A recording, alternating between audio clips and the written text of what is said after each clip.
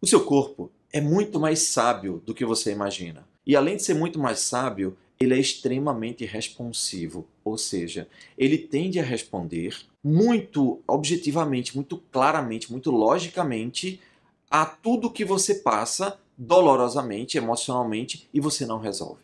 Tudo aquilo que você não resolve aqui, o seu corpo vai responder. O seu corpo vai transformar em dores. E por que essas dores? Para que você possa gastar a energia que essa dor emocional está acumulando dentro de você.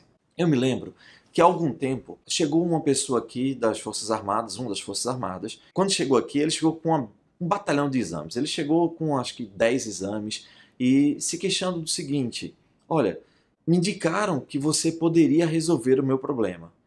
E eu espero que resolva, porque eu já fui para todos os médicos e ninguém resolveu. E o pior, a maioria dos médicos, quando fizeram todos os exames, chegaram à conclusão que tudo que eu tenho é psicológico. Então, me pediram para procurar você, para que você resolva o meu problema. É interessante que isso faz parte da vida, né? A gente sempre gostaria que alguém resolvesse o nosso problema. Bem, eu entendi aquilo e falei, é responsabilidade demais para mim, mas vamos ver o que é que a gente consegue fazer. E qual era o problema dele? O problema dele é que ele tinha uma sensação, e já fazia 3 meses, uma sensação de entalo na garganta. Ele tinha uma sensação contínua, dia e noite, de que ele estava entalado. Ele não conseguia beber água direito, ele não conseguia se alimentar direito, ele não conseguia ficar em paz.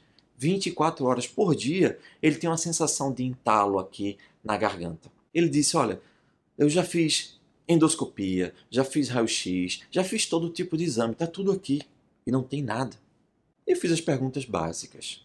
Por que perguntas básicas? Porque são baseadas em lógica. Eu perguntei, primeiro, há quanto tempo você tem isso? E segundo, o que aconteceu de 30 dias a 2 anos para trás desta data fatídica?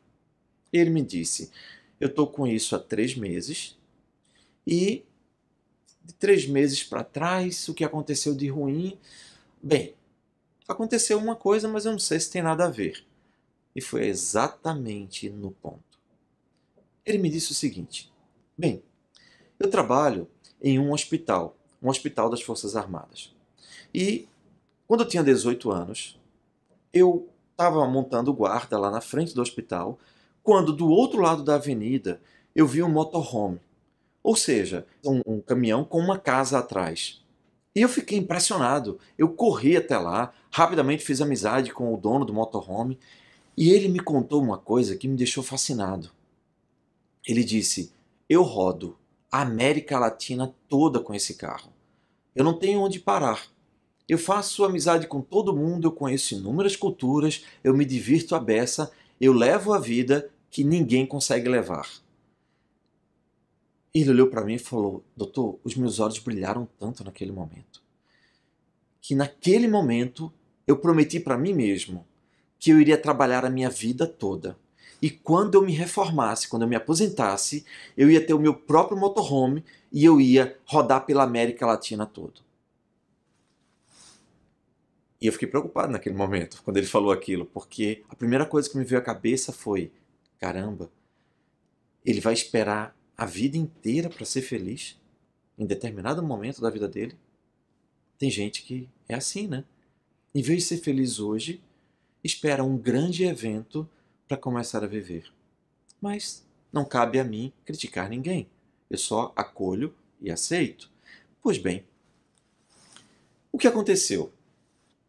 Ele continuou trabalhando e pelos próximos 25, 27 anos ele trabalha. E depois de 27 anos, ele se aposenta. Quando ele se aposenta, ele já tinha o seu próprio motorhome. Ele tinha se tornado amigos dos motorhomeiros da América Latina toda. Ele trocava informações, WhatsApp, mensagens, ligava. Ou seja, ele construiu toda a rede de relacionamento das pessoas com as quais ele queria conviver a partir daquela data. E assim ele fez. Comprou seu motorhome, preparou tudo e no dia, especificamente no dia que ele ia embora, que ele ia pegar o seu motorhome e ia direto para o sul da Argentina, para a Patagônia, o pai dele tem um infarto. E ele sai correndo para socorrer o pai. E levam para o médico e quando chega lá, ele é atendido, feito todos os exames e tal, e vem uma notícia muito interessante. O médico diz, olha, eu não sei quanto tempo seu pai tem de vida. Ele vai voltar para casa, ele pode passar 2 horas, 2 dias, 2 anos ou até 20 anos. O que ele tem não dá para a gente prever. Ele tem um problema cardíaco e ele precisa de cuidados. Mas quanto tempo ele vai durar vivo, vai morrer, eu não posso precisar para você. E ele terminou dizendo, doutor, isso é o que eu lembro que foi muito ruim para mim, justamente no dia que eu ia embora. Aí eu falei, olha só, eu já entendi qual é o seu problema. Ele falou para mim, uai, entendeu o meu problema? Eu falei, sim, tá bem claro. Toda emoção tem lógica. E o seu corpo está simplesmente respondendo ou representando aquilo que você não quer enxergar. Me diga uma coisa, na hora que você estava indo embora, seu pai teve um infarto. Isso fez com que você simplesmente cancelasse os seus planos, pelo que eu entendi. Porque se seu pai não tem mais ninguém para ser cuidado, é você que vai cuidar dele, você não pode ir embora, porque se você for embora, seu pai vai ficar abandonado. Ele disse com lágrimas nos olhos, é verdade. Eu estou tendo que suspender o plano da minha vida toda.